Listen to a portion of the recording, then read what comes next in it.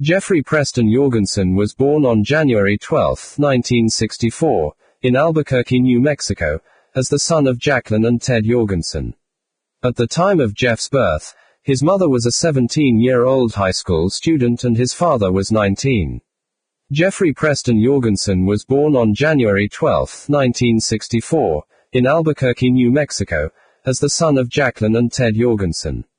At the time of Jeff's birth, his mother was a 17-year-old high school student and his father was 19.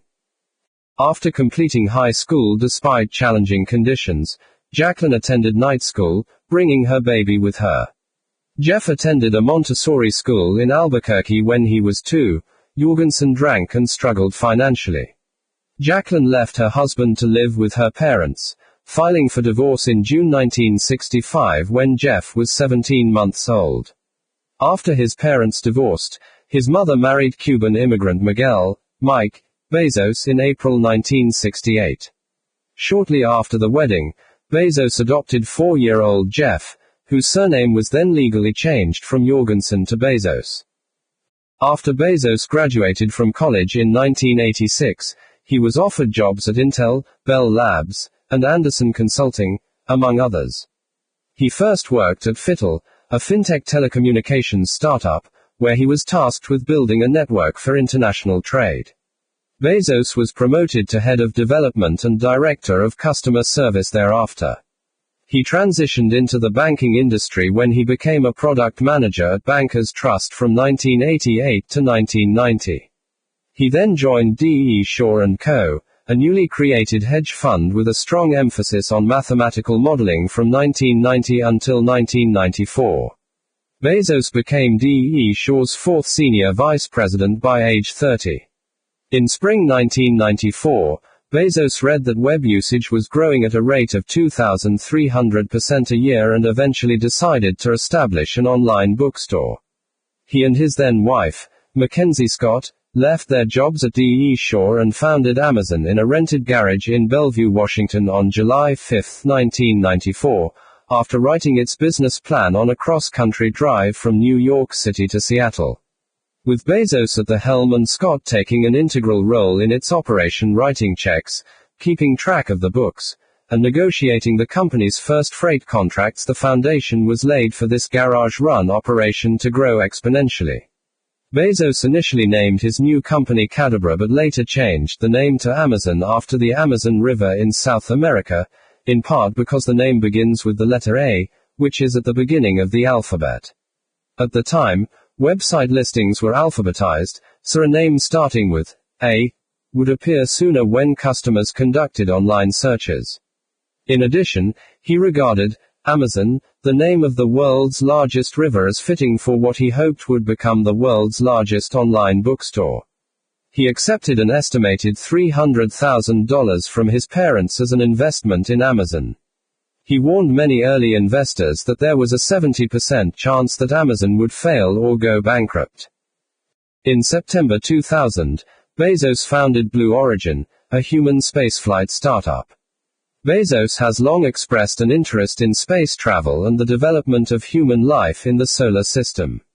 His 1982 high school valedictorian senior graduation speech was followed up with a Miami Herald interview in which he expressed an interest to build and develop hotels, amusement parks, and colonies for human beings who were in orbit.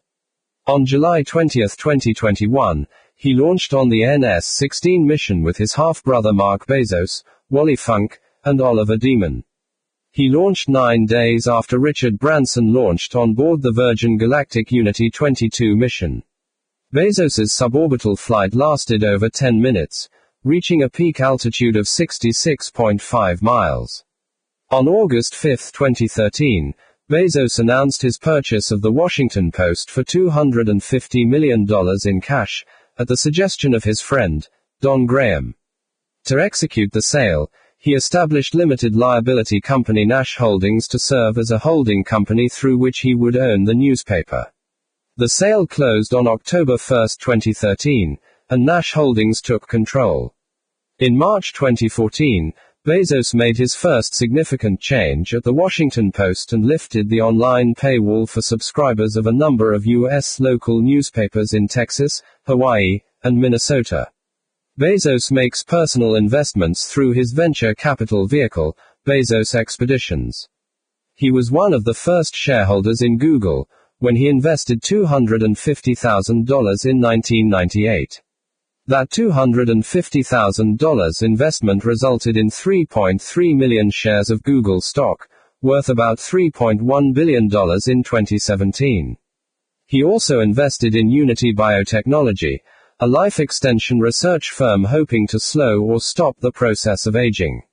Bezos is involved in the healthcare sector, which includes investments in Unity Biotechnology, Grail, Juno Therapeutics, and ZocDoc.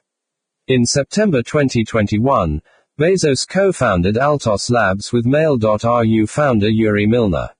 Altos Labs is a well-funded biotechnology company dedicated to harnessing cellular reprogramming to develop longevity therapeutics.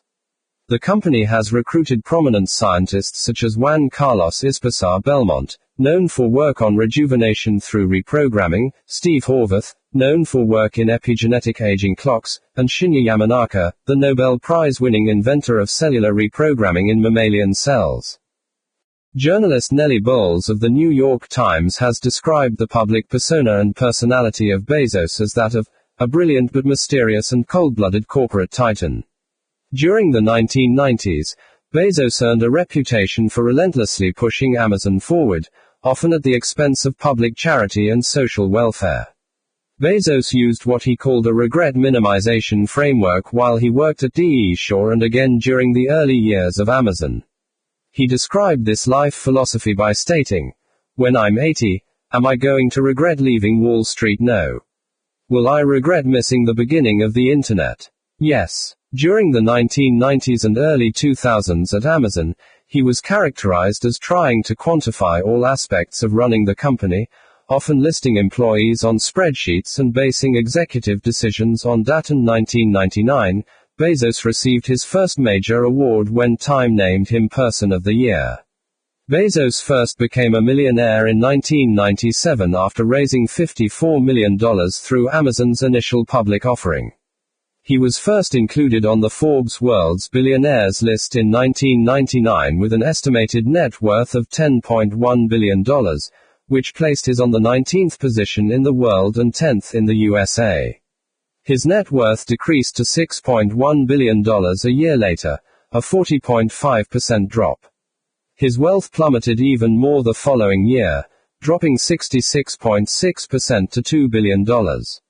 He lost $500 million the following year, which brought his net worth down to $1.5 billion. The following year, his net worth increased by 66.66% to $2.5 billion. From 2005 to 2007, he quadrupled his net worth to $8.7 billion. After the financial crisis and succeeding economic recession, his net worth would decrease to $6.8 billion, a 17.7% drop. His wealth rose by 85.2% in 2010, leaving him with $12.6 billion. This percentage increase ascended him to the 43rd spot on the ranking from 68th. Bezos is known for creating an adversarial environment at Amazon, as well as insulting and verbally abusing his employees. As journalist Brad Stone revealed in his book The Everything Store, Bezos issued remarks to his employees such as "I'm sorry, did I take my stupid pills today? Are you lazy or just incompetent? And why are you ruining my life?" Additionally, Bezos reportedly pitted Amazon teams against each other, and once declined to give Amazon employees city bus passes in order to discourage them from leaving the office. In 1992, while Bezos was working for D.E. Shaw in Manhattan, he met novelist Mackenzie Tuttle, who was a research associate at the firm. The couple married a year later. In 1994, they moved across the country to Seattle, Washington, where Bezos founded Amazon. Bezos and his now ex-wife Mackenzie are the parents of 4 children, 3 sons and a daughter adopted from China. According to public campaign finance records, Bezos supported the electoral campaigns of Patty Murray and Maria Cantwell, two Democratic U.S. senators from Washington. He has also supported Democrats U.S. Representative John Conyers, as well as Patrick Leahy and Republican Spencer Abraham, U.S. senators serving on committees dealing with Internet-related issues. In March 2018, Bezos met in Seattle with Mohammed bin Salman, the Crown Prince and de facto ruler of Saudi Arabia, to discuss investment opportunities for Saudi Vision 2030. In March 2019, Bezos's security consultant accused the Saudi government of hacking Bezos's phone. According to BBC, Bezos's top security staffer, Gavinder Becker, linked the hack to the Washington Post's coverage of the murder of Saudi writer Jamal Khashoggi at the Saudi consulate in Istanbul. Bezos donated to the Fred Hutchinson Cancer Research Center several times between 2009 and 2017. In 2013, he pledged $500,000 to WorldRedder, a non-profit founded by a former Amazon employee. In September 2018, Business Insider reported that Bezos was the only one of the top 5 billionaires in the world who had not signed the Giving Pledge, an initiative created by Bill Gates and Warren Buffett that encourages wealthy people to give away a majority of their wealth.